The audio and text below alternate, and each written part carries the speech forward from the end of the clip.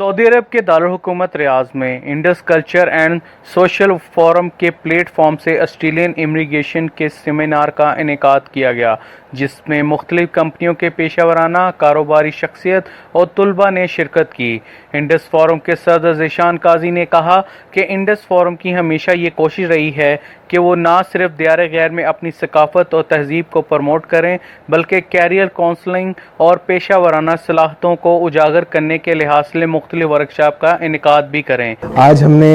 Australian immigration के हवाले से एक सेमिनार का इनेकाद किया Indus culture and social forum के प्लेटफॉर्म से,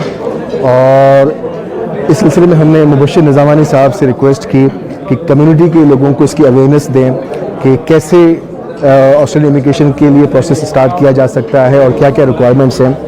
तो माशाल्लाह निज़ामानी साहब ने बहुत ही डिटेल से इसको ब्रीफ किया। उसी स्पीकर मुबश्शिर निज़ामानी साहब ने अपने ऑस्ट्रेलियन इमिग्रेशन के हवाले से लोगों को डिटेल में बताया। आज हमने यहाँ इंडस फोरम के तावन से ऑस्ट्रेलियन इमिग्रेशन के बारे में सेशन किया कि ऑस्ट्रेलियन इमिग्रेशन कैसे हासिल की जा सकती है, specially general skill migration programme कि अगर आपके पास क्वालिफिकेशन है, एक्सपीरियंस है, इंग्लिश प्रोफिशेंसी है तो उनकी क्या क्या रिक्वायरमेंट्स हैं,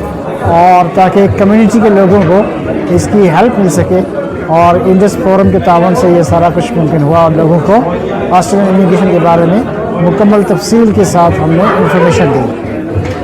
इंडस फोरम के बानी मेंबर और स्कॉलर डेवलपमेंट प्रोग्राम के CEO गुलाम कादर मलाख ने भी अपने खिताब में इस बात पर जोर दिया कि ज़्यादा से ज़्यादा लोग ऑस्ट्रेलिया की नई इमिग्रेशन पॉलिसी से फ़ायदा उठाएं और अपने मुस्तकबिल को रोशन करें। इंडस फोरम की टीम में जिन्होंने इस इवेंट को कामयाबी से मुनक्किद करने में अपना अहम किरदार अदा किया, जिनमें हफीज़ शेख, डॉक्टर मुस्तफ़ा मेमन, अरफान मेमन, आशिक समूह, इलियास रहीम, KE न्यूज़, अर्रियाज।